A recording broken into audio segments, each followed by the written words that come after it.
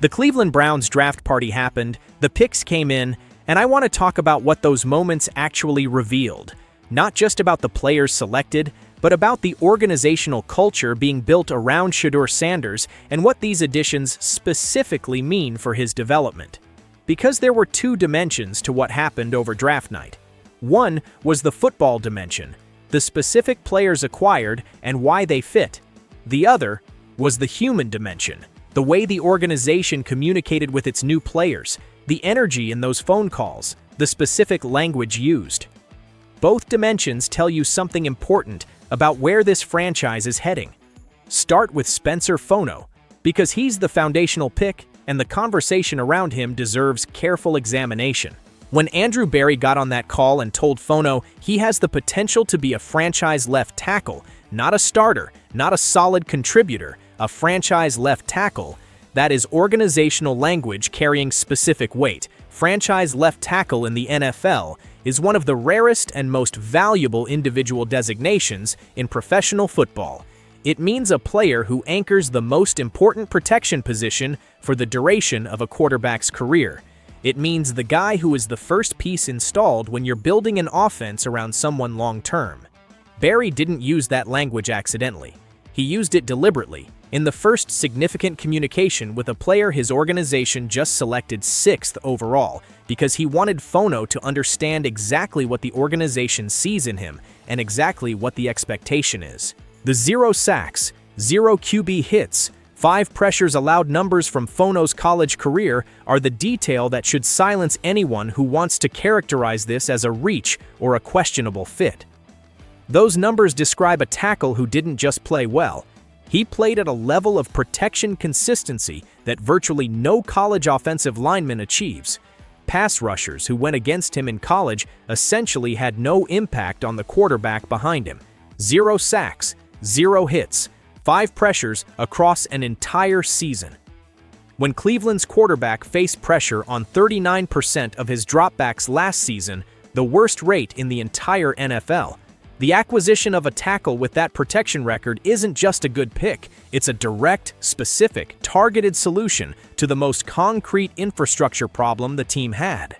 And the fact that Monken got on that call and immediately told Fono that Coach Warhop, the offensive line coach, had been wearing them out, trying to get this particular player, tells you the coaching staff had genuine conviction about this selection, rather than organizational diplomacy about whoever happened to fall to them. The Joe Thomas dimension is something I want to spend a moment on because it adds a layer to the Fono story that I think is genuinely exciting for Browns fans. Fono cited Thomas unprompted as the greatest tackle of all time and confirmed he's watched significant film on him. Cleveland is now in a position to introduce a first-round left tackle prospect who has studied the franchise's most important offensive lineman in history to Thomas himself, who by all accounts is deeply engaged with the organization and willing to work with young players. That kind of mentorship access for a young tackle who has clearly already done the intellectual homework on what elite play at the position looks like is the kind of developmental resource that doesn't show up in any statistical projection, but absolutely shows up over the course of a career. Now let me spend real time on KC Conception, because I think he's the pick of this draft that the national conversation is most significantly underselling, and the draft party exchange tells you something important about how the organization sees him. Andrew Berry's words to Conception were specific and revealing. Explosive, the makeup we want, can contribute in the kicking game, someone he actively didn't want to play against in the NFC. That last part is worth pausing on. When a general manager tells a player at the moment of being drafted that he was hoping he'd end up in the NFC if he didn't become a Brown because he didn't want to face him, that's not diplomatic flattery. That's a genuine competitive assessment delivered in a private moment. Berry was telling Conception what he actually thinks of him as a football player. The production numbers are the foundation of the case. More touchdowns than Jordan Tyson, more touchdowns than Carnell Tate, more touchdowns than My Lemon, 28 touchdowns leaving school, 1,000 yards from scrimmage, and 10 touchdowns in 2 of 3 college seasons. That kind of consistent, sustained, multi-year production against competitive opposition is exactly the kind of evidence that production-based evaluation methodology is designed to surface and reward. Players who produce at that level consistently across multiple seasons in different game situations and against different defensive schemes translate to the professional level at a higher rate than players whose production is concentrated in a single peak season or a single favorable system. The Steve Smith Sr. evaluation from the draft coverage adds important analytical texture. Smith talked specifically about Concepcion's aggressiveness with the ball in his hands, the immediate instinct to turn a catch into a run and go for the home run.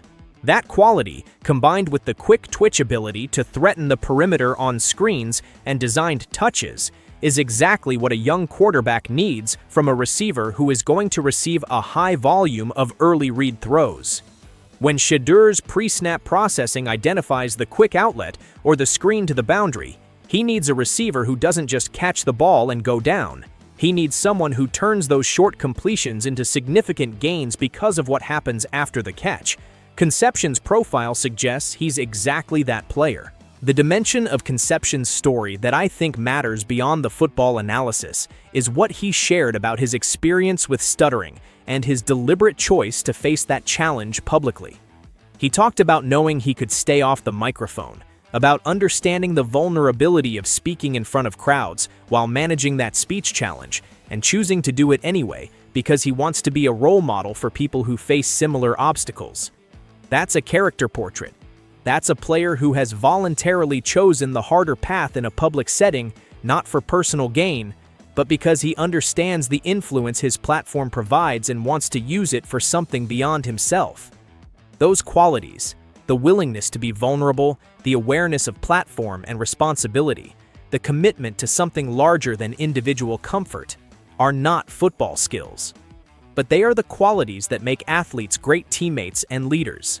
When you're building a locker room culture around a young quarterback who has shown similar qualities in how he's handled the noise and the scrutiny around his own journey, adding a player with that kind of character profile is not an accident. It's organizational curation. Monken's energy on both draft calls is worth examining because it tells you something about how the coaching staff is approaching this entire construction project. He was visibly fired up on the Fono call. The phrase he used was jacked, which is about as unguarded an emotional expression as you'll get from a professional head coach in a formal organizational communication. On the Concepcion call, the enthusiasm was equally genuine. These are not the measured, diplomatically careful responses of a coaching staff going through organizational motions. These are coaches who have a specific vision, who identified specific players they believed fit that vision, and who are genuinely excited that the vision and the available players aligned. That energy matters for what comes next, because players read the authentic investment of coaching staffs in ways that no formal communication can replicate. Fono and Concepcion are arriving in Cleveland knowing their coaches didn't just select them, they wanted them specifically and are eager to develop them. The draft party itself, the Cleveland Browns organization gathering fans and showing their new quarterback visible love in that public setting, is part of the organizational statement being made deliberately and consistently. Every signal from inside that building, from the voluntary workout attendance to the captain designation to the Garrett and Ward public comments to the minicamp rep structure to the draft selections specifically designed to protect and arm the quarterback they've chosen. All of it has been pointing in the same direction with the same level of organizational coherence. The draft party moment was the public-facing version of a private commitment that has been building for months. The Taylor Green edition deserves brief acknowledgement because the concern some fans have expressed about having 4 quarterbacks in the room is, I think, genuinely overstated. Monken addressed it directly and precisely. Competition doesn't mean equal reps. Every player on the roster competes for their position. The depth chart is real and the rep distribution reflects it. Green's profile, his athleticism, his mobility, the specific package situations where his skill set creates problems that a traditional pocket passer doesn't, represents offensive flexibility rather than competition for Shedeur's job. Teams across the NFL have discovered significant value in quarterbacks who can be deployed in specific designed situations that take advantage of their athletic traits without requiring them to run an entire offense. Green's presence on the roster is an offensive tool, not a depth chart threat. Here is where I land on the totality of what happened during the Cleveland Browns draft. The organization entered this draft with a specific and coherent diagnosis of its problems. A quarterback operating behind one of the worst protected offenses in the NFL, without the receiving weapons to force defensive coverage distribution decisions in a developmental environment that had been asking him to survive rather than grow, and they addressed that diagnosis specifically. Left tackle at 6, explosive receiver with production credentials and special teams versatility in the second round.